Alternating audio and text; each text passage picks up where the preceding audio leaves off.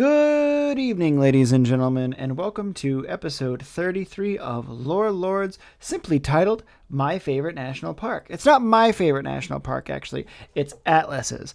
I'm just going to hear about this wonderful national park, and so are you. So everybody, sit tight, strap in, grab a snack, and enjoy the ride. It will be your favorite national park. Oh, great. Because everything we're going to talk about today is going to be so convincing that you're going to, at the end of this, you're going to say, let's pack our bags and go. You know, I've been thinking about moving lately. Why not? Yeah, let's go to West Texas. There's no better place to be right now. They're very, progressive and very, forward with their way. Anyway. So, tonight's episode is actually a different kind of thing than we've done before. This is kind of, I guess it just follows the going into fiction, but more so going into fiction, it's going into a very cool kind of niche internet style of fiction. And it's not what I wouldn't call it like a creepypasta per se. It's kind of more similar to like the SCP style thing. Right, yeah. This episode is about the Mystery Flesh Pit National Park. This is a world building project that I love and I adore. One of my two fears in life is getting swallowed whole by something. So this triggers that really hard, which makes me super into it. That's just how I work. So I'm just a little obsessed with it. So the story of the Mystery Flesh Pit National Park, assuming you and the viewers don't know the baseline story, is that, which, by the way, do you know what this is? Have you heard of this? No, I have not. Okay. So, the baseline story of this is that during the 1970s, in a mining operation in the Permian Basin region of West Texas, they uncovered something never before seen. Deep within the earth, they discovered an enormously large subterranean organism, so large it's never even fully been mapped out. This creature... So Sarlacc. Yeah. Yes, think of it as Sarlacc, but a lot bigger. This creature was embedded into the Earth's crust and had a vast array of highly unusual and often strange phenomena within its anatomy, including multiple different living organisms forming an ecosystem inside of it. After it was surveyed by multiple exploration missions into an orifice of the creature that was exposed to the front, the orifice was enlarged and the internal areas were reinforced and developed by a corporation known as Anodyne as a tourist attraction in 1976. So this is all real stuff? No, none of this is real. Oh. Oh, God. None of this is real. Make that clear. This is all fiction. It's just really good shit. Yes. In the early 80s, this would see the pit established as a national park by the United States government and would stay open until its sudden closure in 2007. So that's like a big summary of the events of this. I'm going to, again, if you're watching this live, I'm going to have multiple images and pictures and slideshows and stuff going on through this whole episode. Because this is mostly told through images. So. Oh, okay. God, look at that flesh pit. So this is the story of the Mystery Flesh Pit National Park. This is a fictional location and entity created by a man named Trevor Roberts, a.k.a. Strange Vehicles is his username. That started this whole thing started on the popular website Reddit on the r/world building subreddit. This is a passion project made by Roberts and is full of amazing illustrations, writings, photoshops, a bunch of cool stuff done by him. New information is slowly added onto it at about 2 per month. They're going to be more like images and stories kind of put on there on the website. If you want to check that out, it's just mysteryfleshpitnationalpark.com. Yeah, some of these pictures are fucking wild. So the information and images, as well as text documents featuring anything from government reports to first and secondhand accounts of the pit, is all presented in archival fashion on the website, where they are posted almost as if it's by a real historian presenting documents, kind of thing. That's cool. So it's all like modern done. So there's all these old, it's done everything scanned in and old photos and stuff like that. The way the story is told is through these posters and advertisements and some photos. This is something that made me fall in love with it because I love kind of having to piece a story together out of things. I love that in any game I play or any show I watch. If it's just kind of this big world building thing and it's not fully explained to me, I generally get more interested in trying to figure out what it is.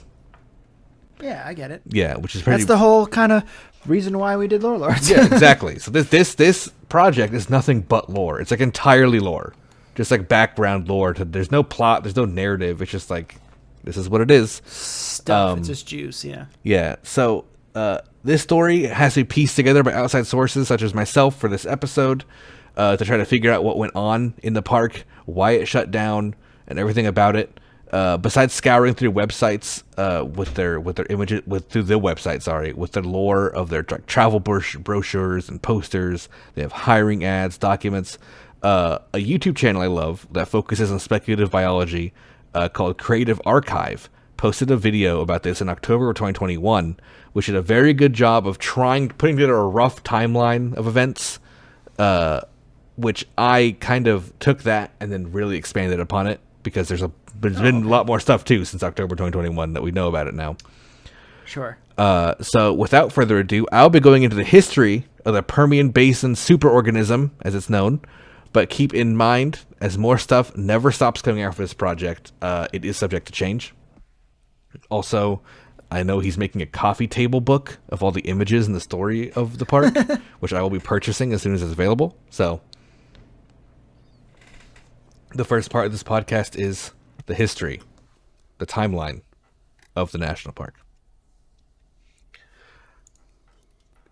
So, unearthed accidentally by oil workers in 1970s West Texas, the Permian Basin superorganism, aka the mystery flesh pit, was found.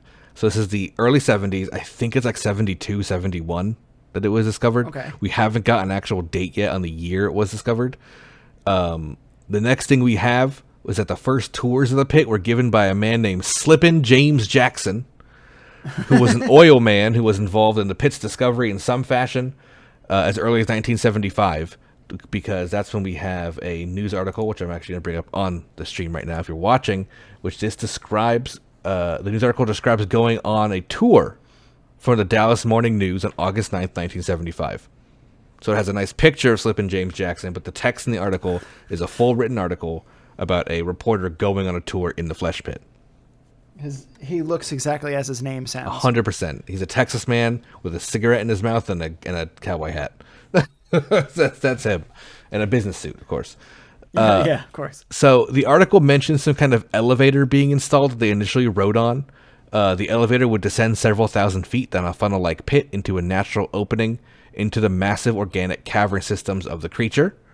The article states, quote, an excursion of wonder and terror, nightmare realms and ghostly monsters, giant arteries, skyscraper muscles, and pits of hell, 4 hours of which brought us to rest in the huge chambers of the immense organism. End quote. So basically, they just took these reporters down there, and they were on these pretty rough tours. It describes them using flashlights. It's like they had to use flashlights. Obviously, there's no light inside this creature. Sure. Walking around inside a body. Yeah, that's what's happening. Just remember. I'm trying to think of something clever to say. I'm trying to think of something clever to say, but I'm like, this is already wild enough. I don't need to make jokes. It's such an alien idea and a concept, which is something I just love. So they had gone down 3 miles and 2,840 feet below the surface into this creature. Jackson states that they had first uncovered these paths via diving suit and bell methods. Nice. He states that the 2 years prior, they had lodged the first steel stent into the tissue to build the paths the tour was on. They would explore a little at a time until landmarks were fixed in their minds, and then they would move on. He also states that they would often explore by feeling their way along the wall, and never really thought about danger in the thing until they found the skeleton of some, quote, sick mermaid or monster, unquote, inside the creature. So, yeah, they were just kind of like, they kind of had to explore the thought of diving bell and diving suit. Yeah. And then they're putting stents in. So it's like they're going into like arteries and stuff. And like, Yeah, no. So like, do they end up mapping out like organs and stuff? Oh, yeah. We're still in the early 70s. So Right. So also in the same article, the author says that they saw a cat-sized louse scurry past them, where Jackson confirms that there is life down there, but they are skittish and often don't bother anybody. So in this trip, the reporter only saw you know what a louse is? Like kind of like a roly-poly, like a woodlouse. Like a big kind of like, insect, but they said it was cat-sized. Well, that makes sense. There's probably plenty of things that live inside it and use it as its like ecosystem. And if humans find an orifice, animals can find an orifice too, So of course, things get inside. But so yeah, that's the story of Texas. What's his name? Slippin' Joe Jackson. John Jackson. Slippin' James Jackson. That's his name. Yeah, that's kind of the end of his part of this. Because his wife calls him Slippy. I hope so. Maybe that's where the name comes from. Anyway, soon after, the mystery flesh pit was further studied and worked on by a company called Anodyne Incorporated, which was a deep mining company. And they decided they were done with the small-time tours, and Anodyne would take over and open the park as a tourist attraction in 1976. This is going to attach to like Cloverfield or some shit. It could. There's also a map. So there's a map I brought up right now on the stream. It's from 1974. So this is just before the tour happened. Oh, cool. So that's as much as they could map at that time. I love maps. We're going to see more advanced ones as it goes on. I fucking love maps. Yeah, there's something like Thor's rib cage is a name of a thing. Like it's got like crazy names like that. Yeah. So does it have a head? No, it does not. It's just like random gooey flesh pit stuff. Yeah, gooey flesh pit stuff. So like nonsensical flesh. I also pulled up a picture, which there's a bunch of signs of this place, and this is a sign for the mystery flesh pit that says "Caution: Entering mine area. Authorized personnel only. No admittance without authorization. Site managed by Anodyne Incorporated." So it's like research personnel, surgical trades, all that kind of stuff like that. So this is like kind of saying stay out, right? So I have this picture because then we have the 1976 picture next to it, which is bus groups welcome, mystery flesh pit, turn here. Caver Coop says, come explore the Funderground.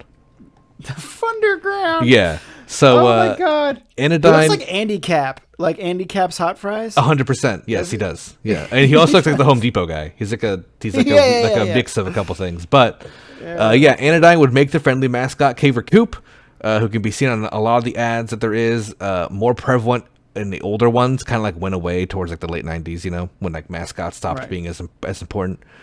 Yeah. He was used as a cartoon persona to help families feel safe with his slogan, come explore the Funderground, as I mentioned already. Much of the 70s would be filled with the attraction becoming a popular international location, which put West Texas on the map, attracting tourists worldwide. The late 70s would see extensive mapping taking place by spelunking engineers working for Anodyne. The pit had become more accessible to tourists with the inclusion of a fully lit and air-conditioned passages and buildings inside. Oh, it's lit. Nice. Yeah, so they got lighting and air conditioning.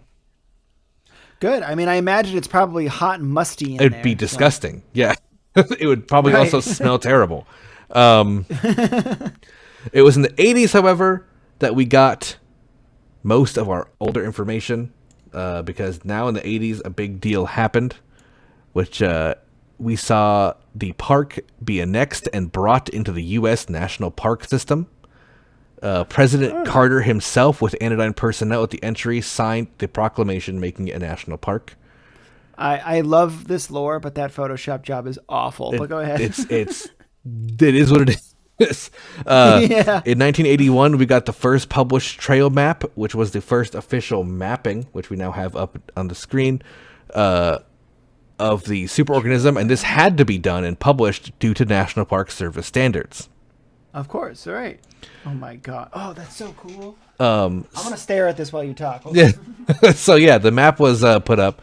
Is the first published trail map. It's a lot better. Like you can see on the top, it even says this is a celebrating 20 years, 1980 to 2000. So this is actually a year 2000 print of the map. And Anodyne would use geobiology, which is the study of like comparing or like it's a real study. Geobiology is like comparing the way the Earth Right. reacts with a biological entity. So that was used for that. But they also had to invent their own science, basically, which is called venteriology, which is here. And they would have to bring on dozens of researchers, teach them in this science, to be able to explore and study the superorganism. They would also using boreholes. They would be digging down to see how deep the creature would go, and they discovered they couldn't dig any further than 30 kilometers, and it was still going below the surface. Which, when compared to the Marianas Trench, which is the deepest point in our world today, is 11 kilometers deep. So this creature was still going at 30 kilometers. This thing is the Earth. This is just what we see the top of.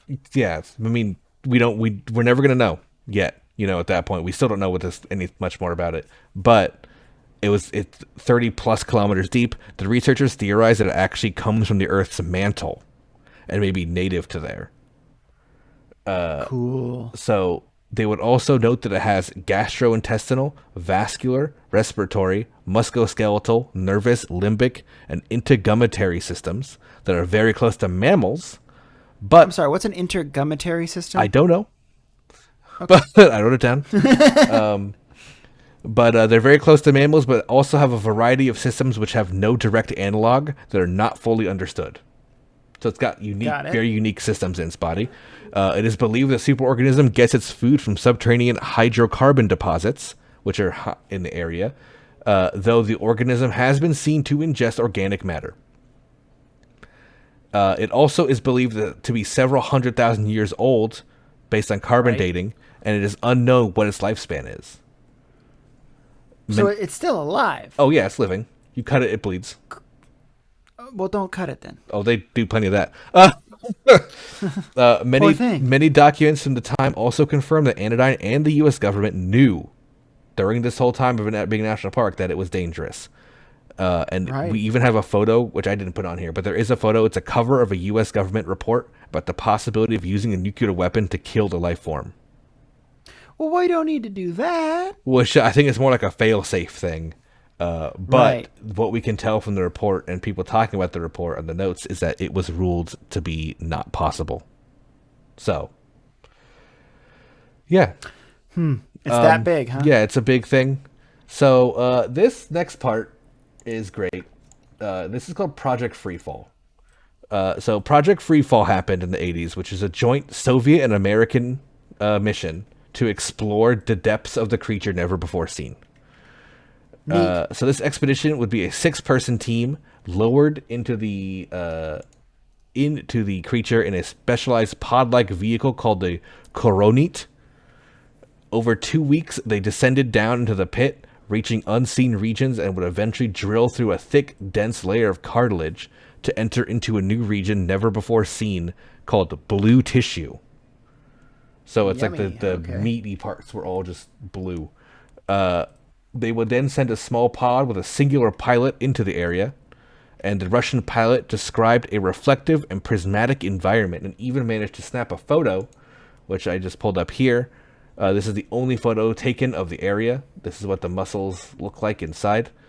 The pod was eventually raised back to the surface, but was heavily damaged, and the pilot was missing.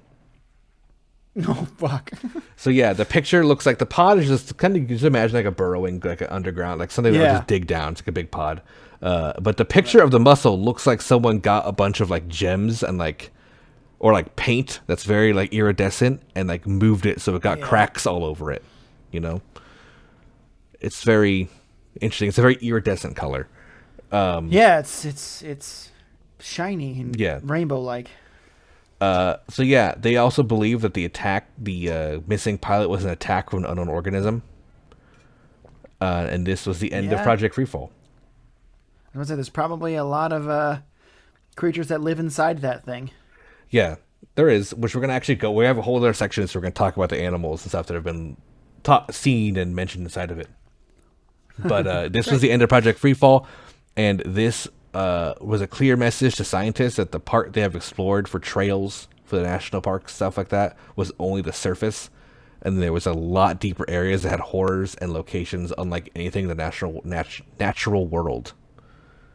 So Neat. they were kind of learning now, like, oh, this is getting risky.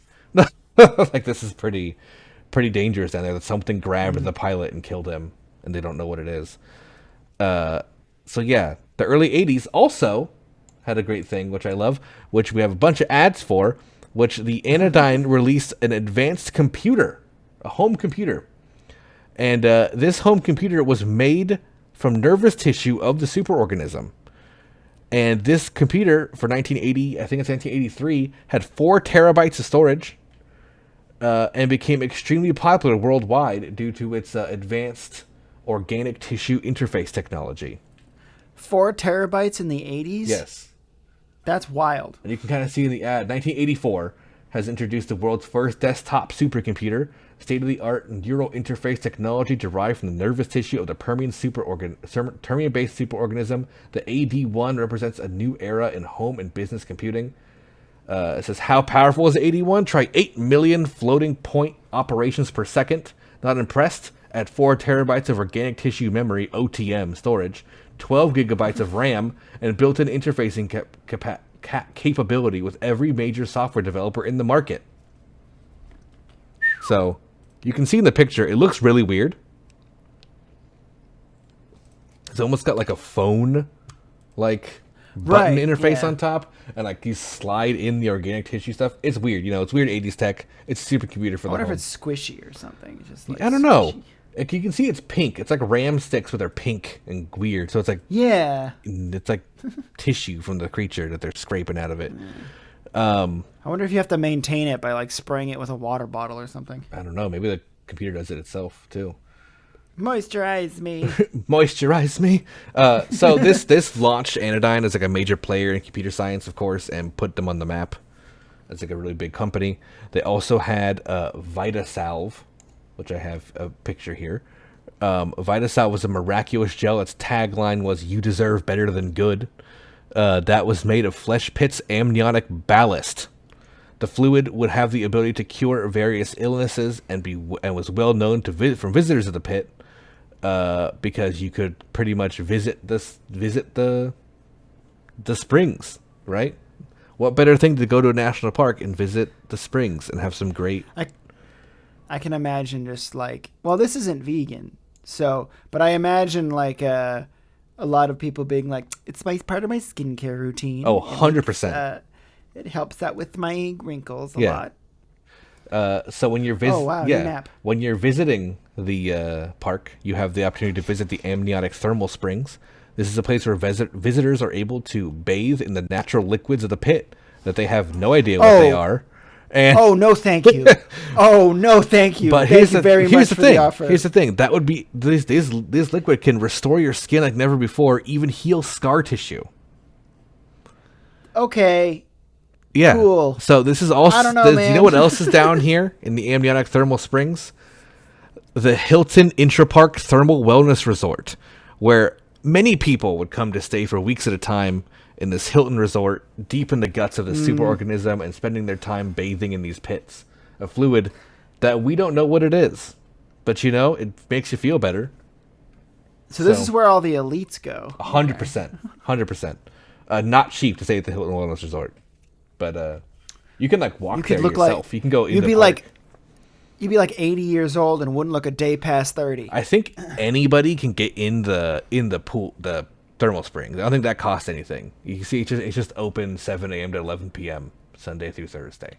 Friday through Saturday 7 a.m. to 2 a.m. But do they just they must have like a lot of like natural, or not natural, but like essential oil diffusers in there just to make sure the smell goes away. I wonder. I can't imagine it smells good. I wonder because it would probably smell terrible. Because so it says that that the thing we're talking about before, the VitaSalve, is made from like amniotic ballast. That's like fucking disgusting. That's like gallbladder, like kidney fluid. Like that's disgusting. Yeah. So it's like that would probably smell horrible. Like absolutely terrible. Especially if it's hot and like steaming. Oh. So like it says I think it says they're hot. So it's like warm liquid you're sitting in this. I don't know if it's thick. I don't know if it's watery. I don't know. It's disgusting. I hate it. I hate it so much. So the other we have another little map cut in right here, which is the I put move that over, the lower visitor center. We would see the construction of this lower visitor center, which is a gateway into the deep of the pit that was the focus point for many visitors. It had elevators to go down deeper for the more advanced and adventurous hikers, and was a massive structure supported by steel cabling attached to the walls of the pit, keeping it suspended. The lower visitor center had facilities such as bathrooms, food vendors and restaurants, offices, and even a museum of artifacts and specimens found in the pit. If you find this... Oh, artifacts. Yeah, oh yeah. Like a lot of bodies of creatures and bones and stuff like that. But if you look at this image of the lower visitor center like yourself, you can zoom in. You see there's a Burger King in there. So I just think that's funny. It's that part of the food court. I'm surprised it's Burger King though, because that Burger King's kind of fallen off. Yeah, well, this is also like this. I think it's like during the height of that era. It's like the 80s, 90s, or 80s, Burger early King 90s. was huge in the 80s. So yeah, That's fair, it's got that's like fair. this is Okay, like Burger yeah. King's like the shit. Now it would be like a Jimmy John's or something, or Jersey Mike's. It'd be a Jersey Mike subs, yeah. Yeah, Jersey Mike's. Also, I did look into it because it is questioned and answered. You can't eat the meat of the creature; it's toxic. Oh.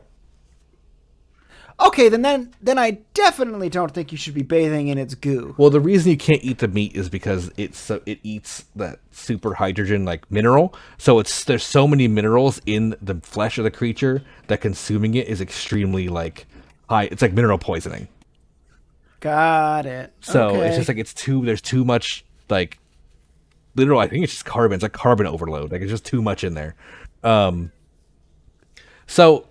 Yeah, the 2000s was the next time period, and we see a large amount of infographic pages like these that I have here. These are all from 2000s, like brochures.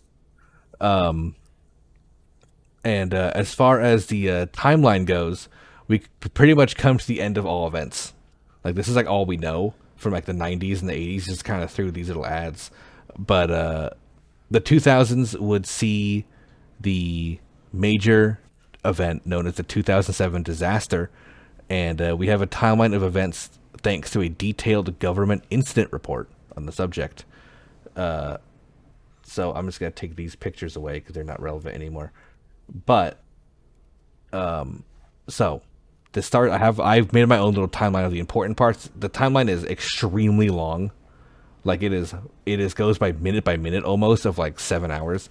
So I just kind of cut out like what I think is most important. So on July 4th, due to heavy negligence by Anodyne and a minor incident would spell the end of the park. Heavy rain and faulty water pump inside the park, would cause a section of the pit to flood to unsafe levels.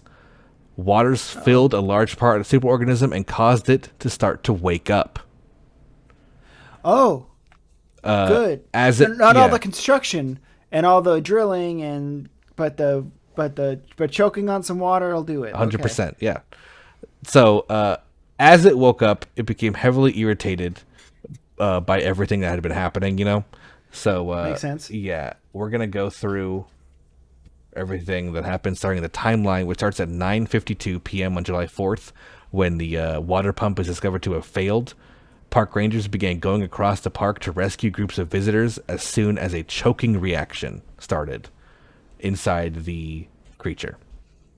At 10:12 p.m., the lower visitor center begins to collapse downward into the nexial cavity of the superorganism. That's basically where the choking reaction was happening. All those steel cables that it was suspending on didn't really work anymore, so it just started getting swallowed. It is full of people, of course. 10:16 p.m. would see spasms force a caustic chyma, which I had to look up. It means tissue-based, apparently. So a caustic tissue-based slurry was rising through the nexial cavity of the creature. Many guests trying to flee the stalled elevator attempted climbing out, but the heavy rainfall made it nearly impossible, and many ended up falling into the maw. 10:17 p.m., the chyma slurry erupts from the surface orifice of the creature in a geyser several hundred meters in height, where large pieces of undigested organic matter would fly out and crush several vehicles. At 10:19, so bad times up top, and at 10:19 p.m., everyone heard a loud roar erupt from the orifice as the ground tremors intensified further. Large limbs began to rip through the bedrock and soil 30 to 120 kilometers from the entry orifice.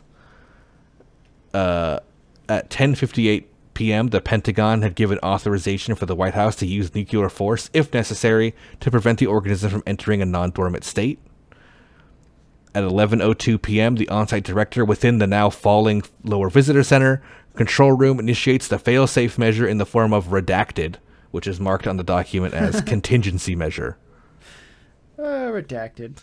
11:05 p.m., all connection to the lower visitor center is severed, likely because it finally got swallowed to levels of the pit no one has been to before.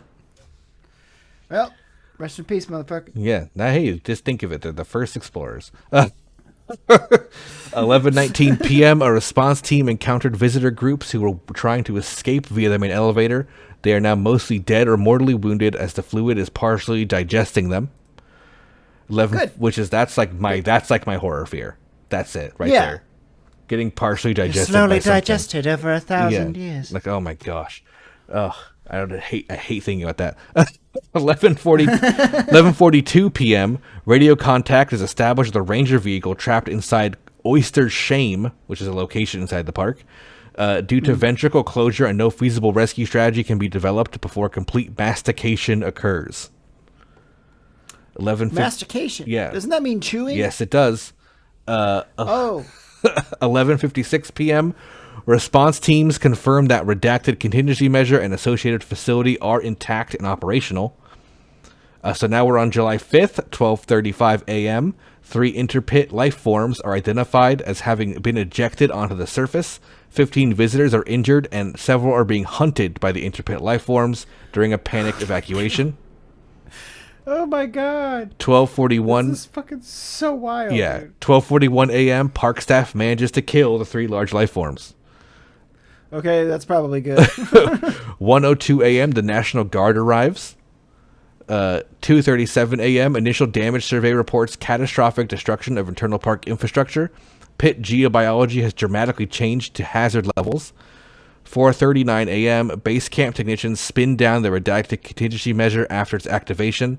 The beast is put back into a dormant state. Large fractures due to the internal stress have appeared on the mineral components, and engineers advise against reinitializing redacted until mineral components can be replaced or repaired.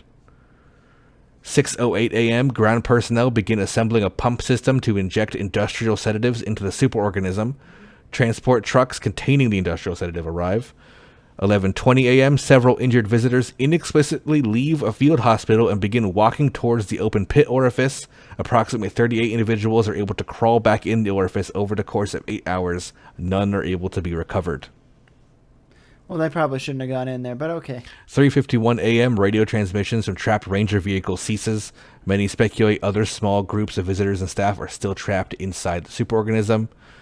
The scale of the disaster was so huge it caused large amounts of... That was the end of the incident report. People are still trapped in there. The scale of the disaster was huge and caused large amounts of destruction. Luckily, not long after the creature was returned to its slumber, lulled back to sleep by the mysterious contingency program Anodyne had. But it is unfortunately redacted, so I don't know what it was. Limbs had risen up throughout the ground throughout all of West Texas, which caused huge amounts of casualties. Oh, wow. Like the surface of the earth just got ripped up, and even towns got destroyed. Right, yeah. The result of this would see Anodyne Incorporated be dissolved, and the local town around the pit, Gumption, Texas, becoming little more than a ghost town. Currently, behind the area there's still large fences surrounding it, and behind the fences in the Permian Basin superorganism, there's government facilities keeping constant monitor on the creature, and scientists still studying it to this day. I like the idea of that there's like on the surface, on a human level, people are like screaming in terror and running around and like, what do we do? Our town's being ripped apart, blah, blah, blah. And then for this creature, it's just kind of choking on a little bit of water. It's like, yeah, exactly. Like, and it's just like, okay, I'm good. I'm going to go back to sleep now. Yeah. Like, So the creepiest thing to me about that whole incident is the people going back in the pit. yeah, well, yeah. Yeah. That's It's just like, not why would you do elaborated that right on. away? That's not. Well, I'm assuming it's something fucked up with them. Like with something got in them or infected them or something. Like an Like indoctrination type yeah, situation? exactly. Because they like kept trying to get in and some did. 38 people managed to get back inside. Like you would never Jesus. willingly go back in the pit. So Unless people were so obsessed with that, like, curing goo, you know what I mean? That they're like, no, I need my scar juice. I need my wrinkle cream. yeah, exactly. Ah." Man, that stuff would become very valuable after this place got shut down.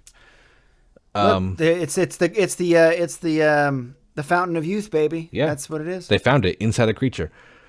That's the end of the timeline. That's like the whole timeline of events we have for the wow. or organism, right? Yo, a movie studio needs to pick up on this and fucking. Dude, you know what I want? Like, I want a Unity engine like exploring game in modern time where you go into the organism and you find all these people who got trapped back then. Maybe some of them are still alive. Like that would be so cool.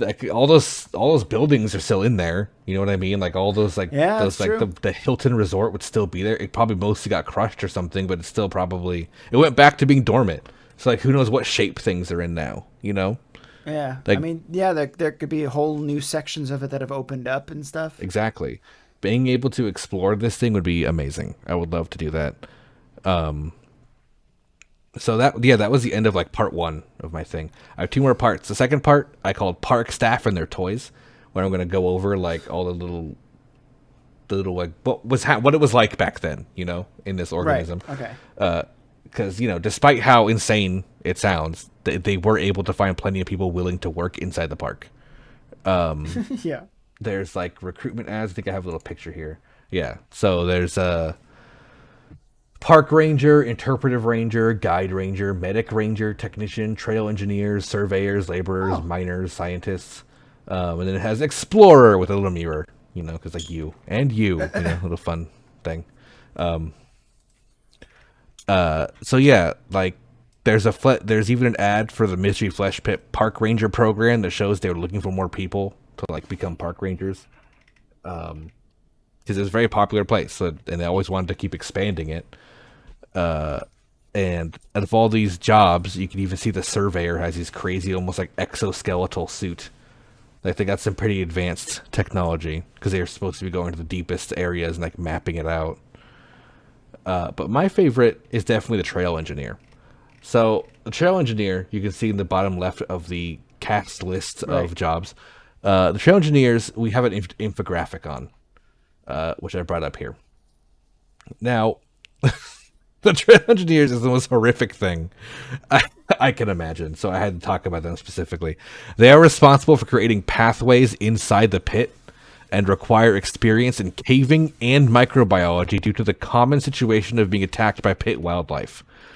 The image of this trail engineer in the infographic is a man in a suit with like a rifle going through like a vein, and it's not big enough to fit him, so he's using these stent jacks and stent frames to like force this safe. meat tube open as they like crawl through it.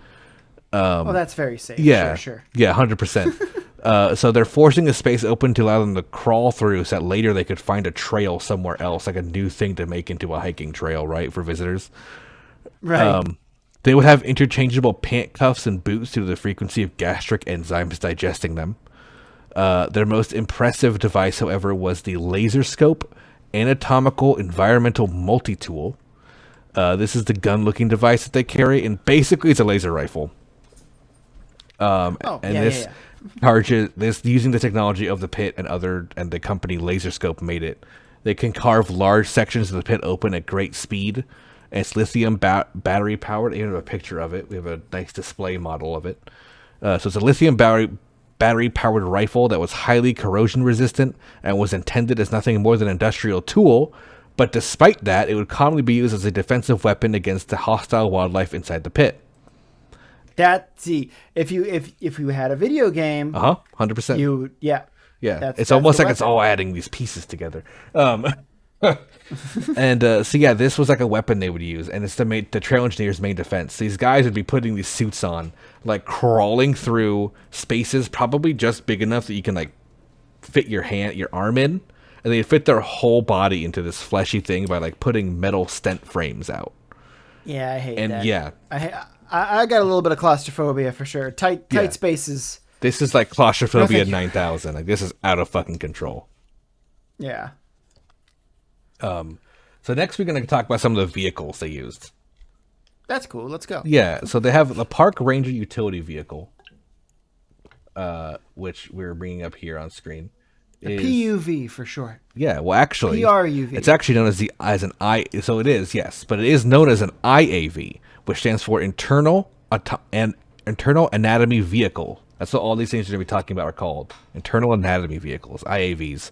That makes sense. This one, the Park Ranger utility vehicle, was a four-wheeled vehicle described as a lozenge shape, which allowed it to traverse deep into the mystery flesh pit, almost like it's swallowing it, you know, like it's an easy-to-swallow form. These vehicles are responsible for the largest and longest expeditions into the pit by park rangers. So, like, those trail engineers and rangers would get in these things, and they fit, I think, 4 people, and they would just drive through, like, the veins and the guts and the digestive tubes of this creature to find new areas to basically turn into park resorts and stuff. Hey, we found a new area for people to bathe in. Come on, everybody. Yeah. Well, they find some fucked up stuff, which we're going to talk more about soon. Another IAV developed as the park became more popular was the Ventricle Environment Excursion Vehicle. So this thing is pretty cool. It's a safari vessel, which should seat 8 guests and be used a twin screw-like propulsion system to move. These were take guests deep into the depths of the pit, with supposed safety, quotation marks. I could see my dad being like, come on, let's get on it. Let's go do this. And I'd be like, I don't know, Dad. He's like, what's the worst that could happen? People have been doing this for years. It's safe. It's totally safe. And you go in 2007, July 4th. Yeah, that's when I was getting into I was in high school, so yep. I could definitely see my dad being like, "Come on, what do you say?" My mom immediately going, "No, I think I'm going to stay here." And my sister didn't come because she was in college. Yeah, but what I like about this vehicle is the little screw like it moves like through screw-like wheels. Like that's wild. But I guess that's what my dad would like about it. Your dad was like, "Yeah, let me get in a screwball car." Yeah, exactly. Like, oh, that thing looks cool. Look at that thing. Oh. Yeah, there's a couple incident reports of ones being found like burned up and stuff. So through like digestion. So whatever. Yeah, Dad, we're not going in. We're not going in, Dad. We're not doing it. Yeah, Pat's dad, don't do this trip. Bad idea. Bad idea. The next vehicle we're going over is the Mobile Mining Platform Series 3, or the MMP3. This was a anodyne IAV used in the park. As you can see, it's got big drill heads in the front in the image, if you look it up. It's basically a very long mining vehicle, almost like you would see in like a real mine today. Just 2 giant drill heads in the front, and they use this to carve through large sections of meat and tissue to make new trails and structure space. And this would basically be like if a trail engineer was crawling through these veins and found a place, they would like figure out where they were and like carve into it so people would have a path to get there, Well, they better.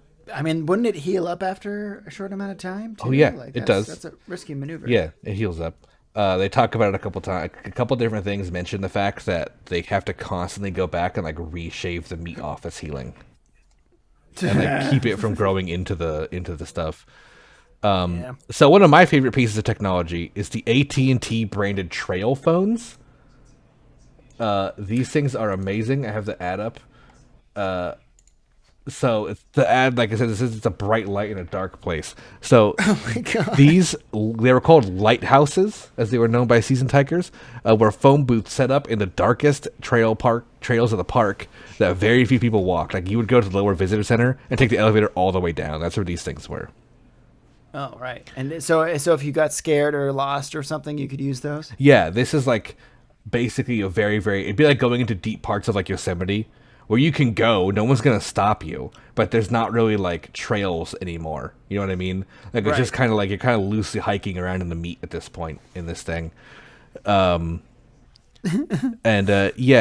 So this is for people in the park that were seasoned hikers, and they were set up in the darkest areas and were able to allow the caller to call anywhere within the park for free, and anywhere such as a base camp or rescue, and anywhere outside of the park for a small fee. The advertisement page for the phone booths tell of the difficult creation of them due to the superorganism's structure blocking radio waves. So they had to use actual telephone lines to lay down long stretches of telephone throughout this creature, going all the way to the surface. Well, it's nice that they had these contingency plans set in place, I guess.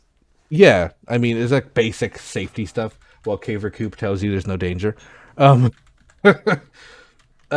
I can't end the this section of the tech stuff without going over probably my one of my most absurd things I saw. This is what is known as the interventorial tent. So this is an object you could get in the park. There's a little paper diagram cut out that I have on screen right now that shows you how to set up the tent. And it looks kind of like a dodecahedron, which is like a 12-sided die. Like that little toy that you get as a kid that you can kind of pull it out. Yeah, except it's got like some kind of cloth or metal or some plastic around it, right? Yeah, okay. So the point of this tent was you could go camping if you were adventurous inside the superorganism, and the tent structure was made to, quote, protect against the crushing shifts and deadly wildlife, end quote. So you would take these tents when you were going into non-reinforced trails, and while you're sleeping, there's a chance of it just like crushing you and swallowing you. You would use. And so you put this up, and you're just safe if you do. Yeah, allegedly. Allegedly. It would like nail into the side, so it couldn't get like swallowed, and you would be safe from the crushing inside. So I just think that's this. It's just so absurd. This is something that was made.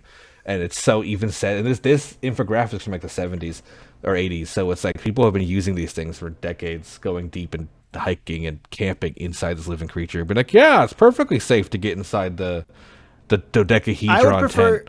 Yeah, I would prefer to climb Mount Everest than do this shit. You probably have a higher chance of survival. Though I guess Seriously. it was open as national parks, so people didn't die that much.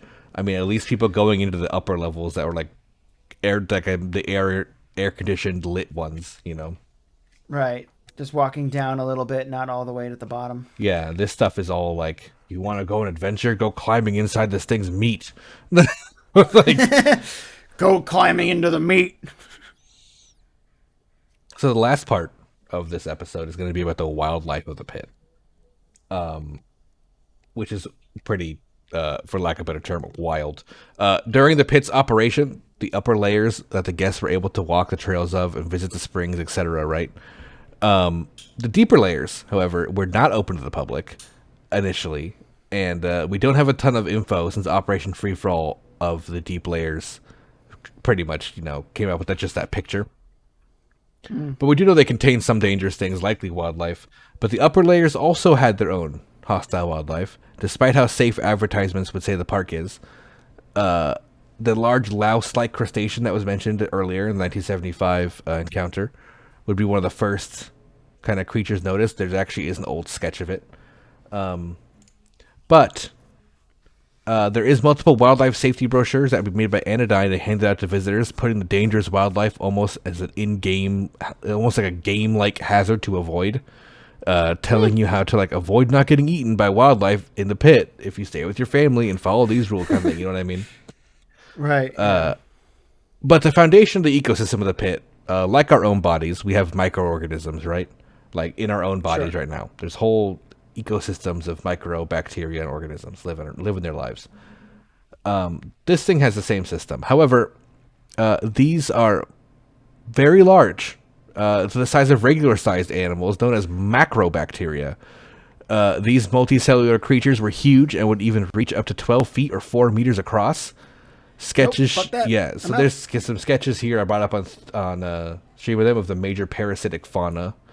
The one in the middle looks like a giant lobster with fucking frog arms. And wings, kind of, and big feeling antennas. Nope, I'm out. So these are multicellular creatures.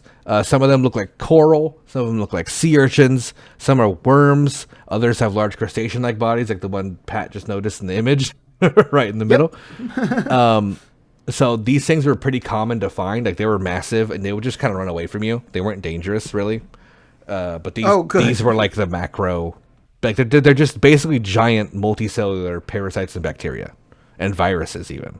Like they're just huge. Like they can't really affect humans because they're just too big.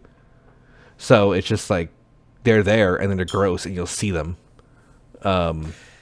But Cool. as far as the first actual like animal that we're going to talk about, we're going to bring up is the mesoglial tridecapod.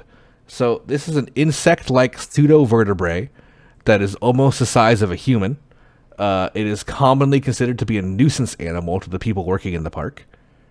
The 13-footed creature looks horrifying to encounter, but they are hemivores. You know what that means? No, I don't. It means they drink blood. Okay, well, nope. Again, I'm out. So here's this little. There's a little flyer on. called "Wild About Nature," or infographic, I should say, that we have on screen right now about the mesoglial tridecapod. And there's a little part of it where it's Caver Coop, and Caver Coop is coming to tell you about the fear versus fact of this creature.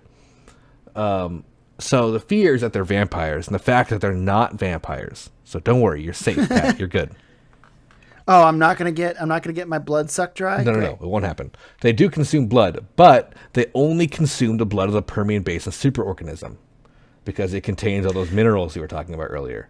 So that's what these things need. So our blood's not rich enough for our blood wouldn't even they wouldn't even care. So these are massive, like blood sucking 13-footed like insect looking things that people would find like attached to walls as they were like hiking, like just sucking blood off. But sometimes they would fall near them, and people freak the fuck out because look at them. Oh yeah, I mean, I would cry. I'd cry immediately. 100%. They're terrifying, and they're like, it says here, like they're nomadic. They lay their eggs deep and hatch deep within the mesogliatic firmament biome of the mystery flesh pit. In early autumn, that's my personal favorite. Yeah, location. We love that biome. That's my favorite. Yeah, 100%. We love that. They lay their eggs in early autumn, and they hatch. Is it they hatch? Yeah, they hatch in early autumn, and they spend the next 2 months crawling up to the tertiary arterial ring of the Permian Basin superorganism. As they mature, they migrate from heart to heart. So across the different hearts, through vascular chains, drinking the blood as they go along. So good. That's kind of where you find them, around the blood pumping areas, because obviously they drink the blood. But yeah, they're terrifying. Not a big fan. Wouldn't want to hang out with those. No, I hate it. So another animal found, which is more of my favorite thing, maybe in this whole park, is the amorphous shame. So this creature is literally known as amorphous shame. It's got its name from looking like an ungainly clump of organs. They're animals that live most of their life inside the moist folds of the flesh pit, and as such, it almost looks like a ferret. Well, no, the amorphous. So if you're looking at the picture, the Wild About Nature, the amorphous shame is the leftmost image. That's what it looks like. Oh, that's weird. So these animals live inside the moist folds of the flesh pit, and they have no need for bones, skin, or eyes. They look like a sack of organs with a singular tendril that sticks out of the fold they call home. This tendril is actually a feeding tube that it uses to suck up liquid aminos and proteins that leak from nutrient sacs inside the mystery flesh pit. Fantastic. Yeah.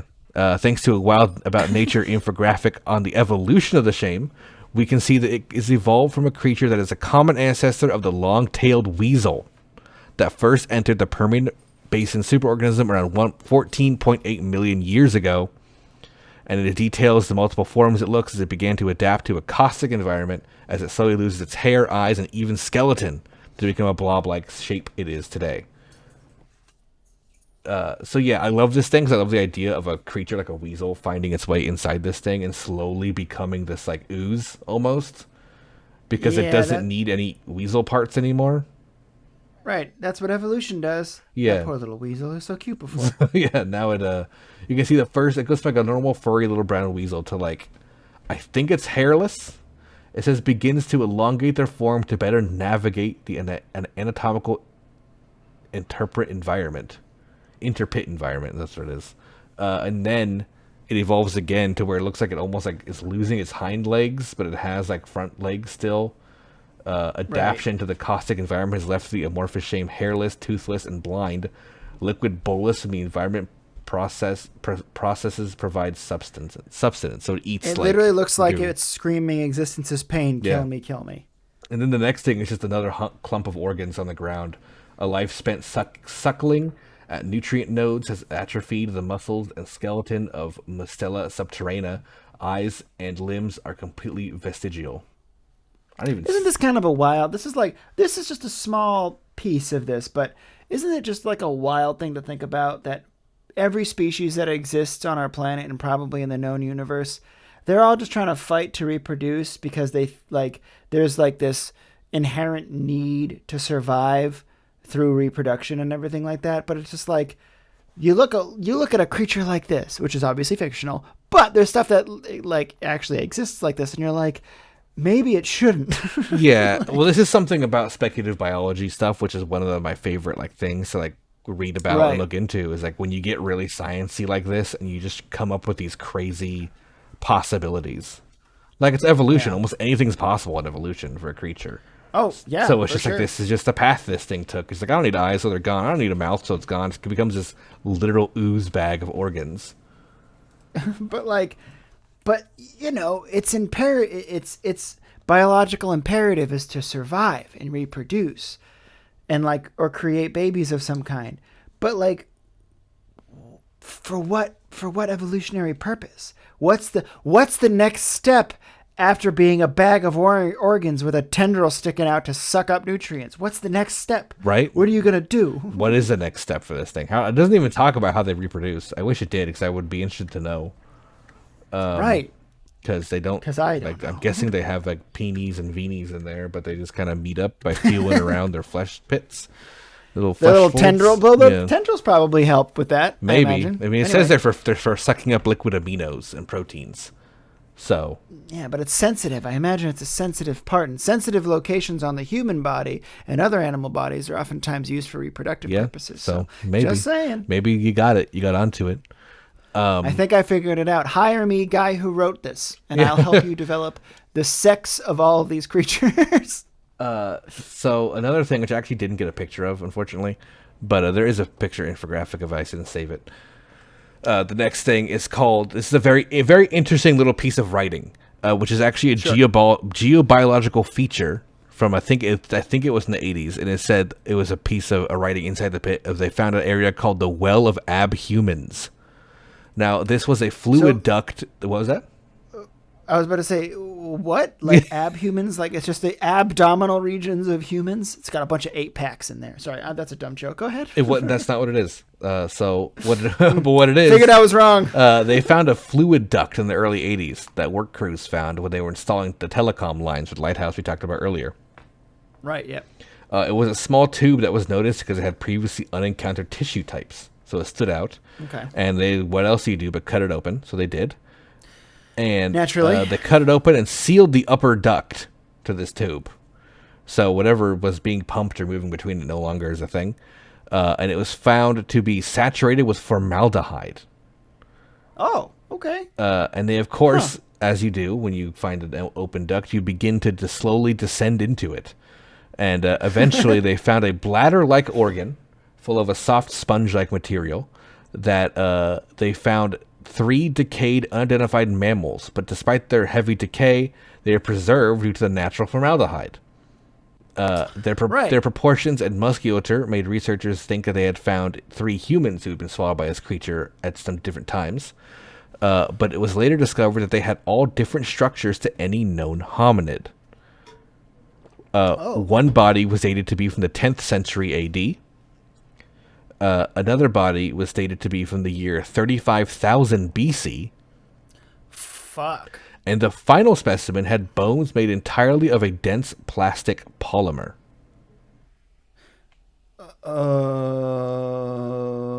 That makes my brain hurt. I don't understand how that works. So a concrete well cap was built around the duct for people to take looks into the duct, of course, but it warns you not to throw coins, trash, or other debris inside as it might discolor the concrete. Okay. So yeah, that was a thing that happened. They found 3 bodies. One of them had plastic bones. Yeah, how does that work? Yeah, How does the plastic polymer bones work? that's all we know. So But like that, there's got to be some science behind that, yeah, right? I mean, No, nothing that the archive has uncovered yet. You know, so he's working on it right now. The writer's working on it right now. typing He's it just right now. I can typing. hear him typing. So, lastly, off the topic of humanoids, we have to discuss a rumor amongst the Permian Basin superorganism, which is the humanoid creatures known as the Marrow folk. Okay, okay. So, Yeah, multiple. This is like the cryptid of the flesh pit, yeah, right? yeah. So, Now we're getting into that. So Anodyne denies it exists. They said it wasn't real. There's no one's they say ever about aliens and Wendigos. exactly. So visitors have seen multiple sightings of these humanoid creatures outside the trails and outside the buildings, kind of like watching them, right, and like moving around. Cool. And they're known as the Marrow folk. However, we did get a snapped picture of one, which I'll pull up on stream Great. right now, getting taken by Anodyne security in a car after one seemingly escaped the superorganism. The photo shows a humanoid creature in the back of a car. It is wearing pants. It has a humanoid-looking body, but its head looks almost mollusk-shaped. Right. They could have thrown pants on it because it was probably running around naked, and they're like, we can't have that. That's sexual harassment. So then they threw pants Yeah, on. or there could be people in there. But, that's a thing. The Marrow folk. There it is. As long as they're not violent, we can leave them alone. Yeah, we don't really know much about that. This is the writer has put very little info about this. Only kind of people like, oh, I saw the mysterious thing, and then this picture was just uploaded on there once, and there's no As a writer, detail. I can definitely see like he's come up with so many concepts that could blow up into so many different avenues. Like, Yeah, it seems very intentional. you know, Like he's putting he's just yeah. putting little like things, like little droplets of Right. expansion around like this. Like there was all of these things could be individual story arcs. Every single Yeah. thing from the Anodyne exploration teams to these explorers to the hikers to the it could be I kind of joked about it earlier. I was like, what is this, part of the Cloververse or something, like the Cloverfield universe? But like it could be its own thing. Oh, It could be its 100%. own sci-fi story. 100%. And I hope somebody picks up on this. This guy's obviously got the willingness to put into great detail a story. So. Yeah, and I think it's least such a mappings. it's such a big open idea. Right. Yeah. Exactly. But, there's he didn't put a plot in. All he did was No, put there's no plot in basic all of this. events, and that's what makes it so special. Yeah. Is because just get one person who's good at writing plot and good at storytelling, and give him these tools, and this thing could be phenomenal. It's like the closest thing you can get to found footage without footage. Yeah. It's just like oh, this guy is archiving this thing that happened in 2007, this park that no one really knows that much about, and there's all these weird things surfacing about it, kind of thing, and then putting together all Right. this information. That's the whole bit, So the last thing I have for the entire episode today, which is just one last little paragraph to talk about, because we mentioned talking about the Marrow folk. Sure. Maybe they're transformed humans. That's kind of my theory, because they're the people that crawled back into the pit. Yeah. Maybe this is what happens to them. Maybe they get some kind of infection, and they transform into these creatures that live in the pit or live off the Right. pit. I mean, it might not be over thousands of years evolution. It could just be a genuine sickness that morphs you over the Because span it looks of a few it looks months very or something. human with a different looking head, and it's kind of you only get a little half of it, but to me it looks kind of mollusk like. You see a buggy eye. It looks like it could be going into a multiple opening mouth.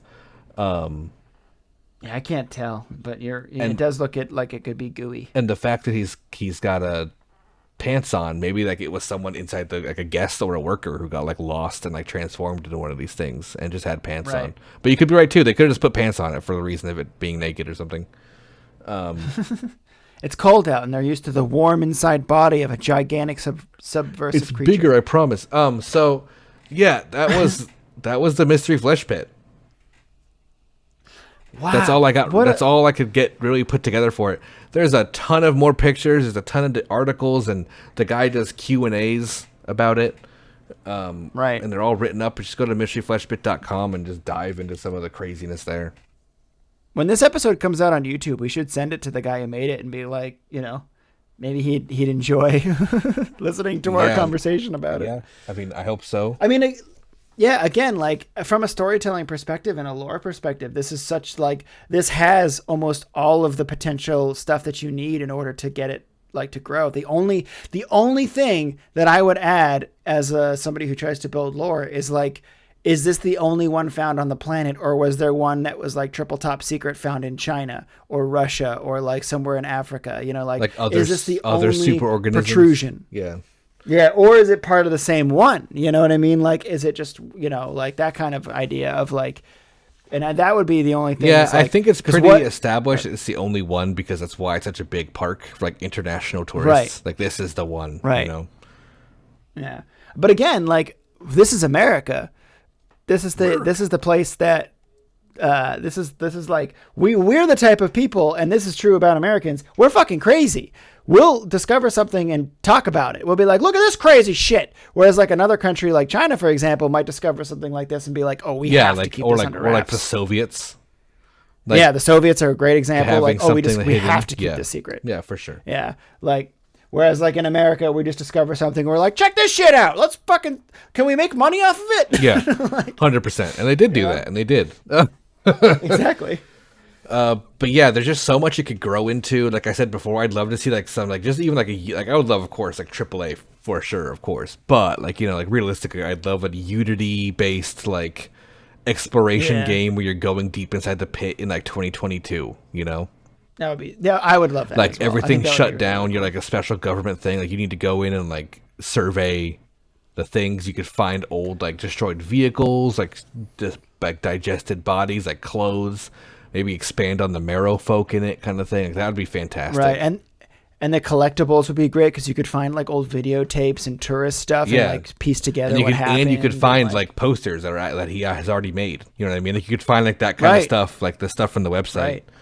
Like, oh, here's and there'd definitely be good side quests. There could easily be side quests too. Like so. Oh man, that's so cool. Yeah, this is a very cool project. Fun. This was a really really fun.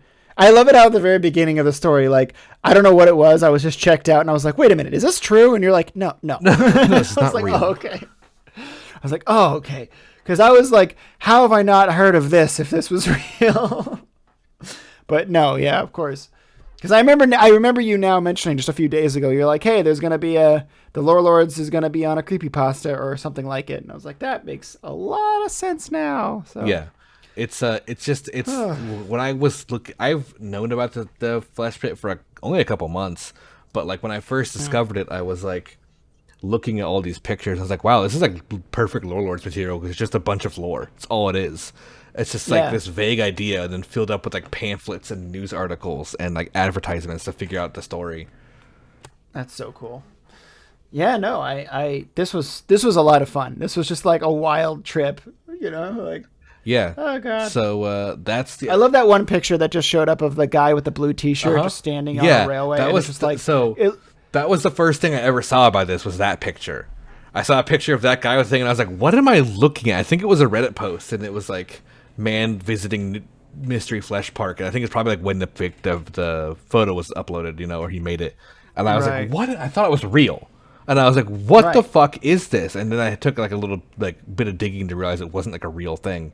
Because I kept searching for it. That one looks real. That picture looks exactly. It's probably the best Photoshop of any of them. I like the one picture of President Carter because that one looks really bad. It was so much like they cut him out and like put it onto a thing. Yeah. But you do the best you can. But it's funny. It's all good. That's the episode. I hope you guys liked it. Maybe we'll do more in the future if you guys are into this kind of like speculative biology kind of project because I do follow a lot of them. Right. So maybe I'll do more in the future. But thanks for listening, everybody. Thanks for watching live if you're here. Thank you so much, everybody. Join us next week for yet another episode of The Lore Lords. Yep. See you then.